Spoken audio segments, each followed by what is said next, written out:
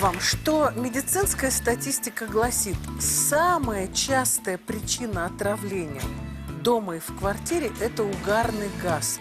И самый частый источник угарного газа – это камин или печка. Был такой период, мы все были очень увлечены каминами, все их делали у себя на дачах, на садовых участках. Но вот оказалось, что все-таки угрозы, эти наши сооружения, хранят огромные, занимают первое место по числу отравлений угарным газом. А напомню, это очень тяжелое отравление. Поэтому мы решили сегодня с медицинской точки зрения взглянуть на электрические камины. Потому что они вообще лишены угарного газа, его просто не будет. И, как оказалось, многие из них просто являются полноценными медицинскими приборами, выполняющими серьезнейшие функции. Поэтому я попрошу, чтобы нам сейчас все разновидности, ну не все, конечно, а какие-то основные разновидности электрических каминов вынесли сюда, а мы вам о них расскажем.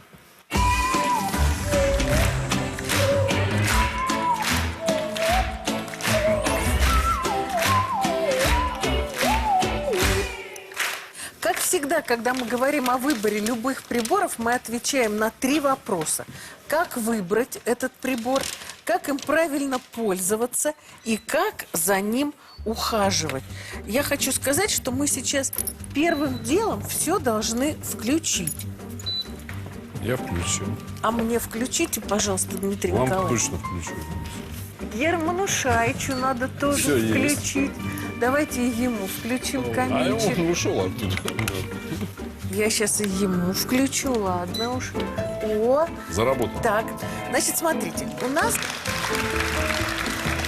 сегодня есть эксперт. Это Надежда Погадаева. Вот она сидит у нас в первом ряду. Надь, мы сейчас начнем рассказ, а там, где мы не будем справляться, можете нас перебить и помочь нам и показать все и так далее. Итак, первый вопрос, как камин выбрать?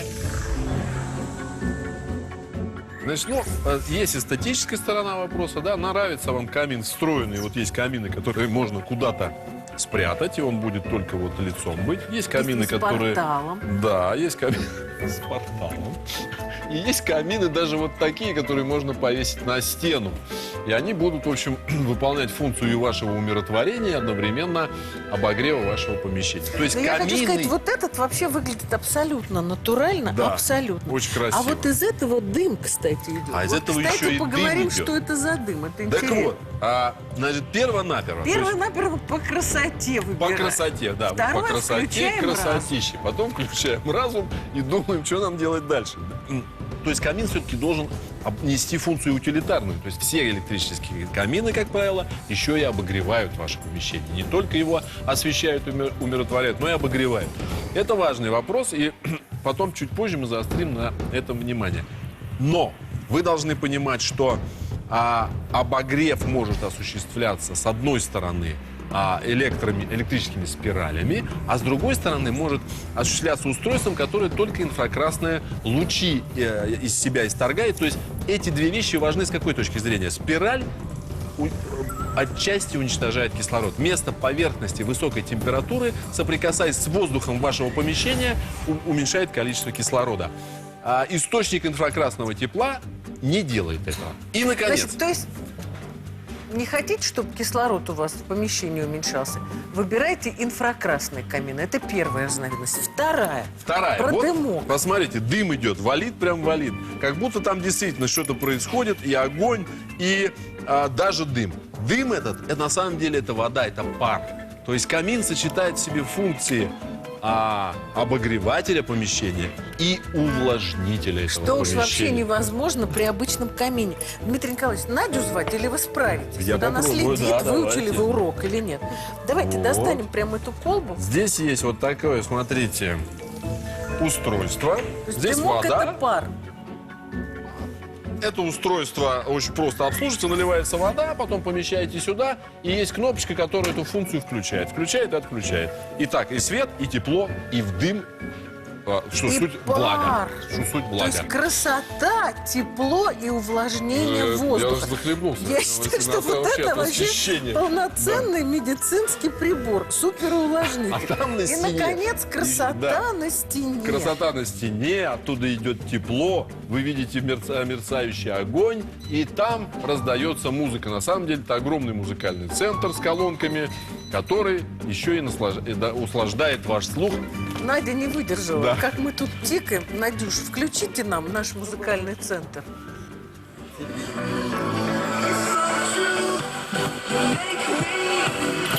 Ну и так далее. Все, Надюш, выключайте. Выключайте. Значит, ну, народ рад. Пункт второй. С выбором мы вам все рассказали. Я, конечно, потрясена вот этим вот камином, который с функцией увлажнения. Вот этот инфракрасный, то есть не будет кислород сжигать. Это музыкальный центр. Что хотите, то выбирайте. Второй вопрос. Как использовать? В принципе, в зависимости от функции, вы можете использовать или в плане декоративного. Это первое, легкое освещение. Второе, если вы хотите использовать его как обогреватель, то примерно такой камин обогревает площадь от 20 до 25 квадратных метров.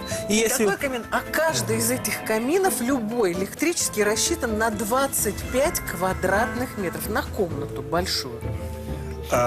И если есть увлажнитель, естественно, вы можете и увлажнять с помощью этого воздух. У меня дома вот примерно такой камин, и на самом деле он обогревает большую комнату.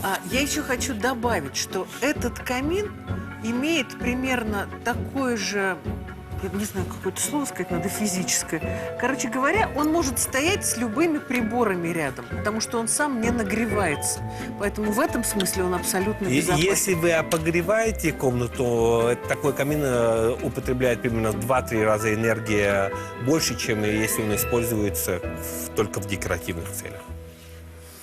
Мы ничего не поняли, что он сейчас сказал. Энергии. Переводи.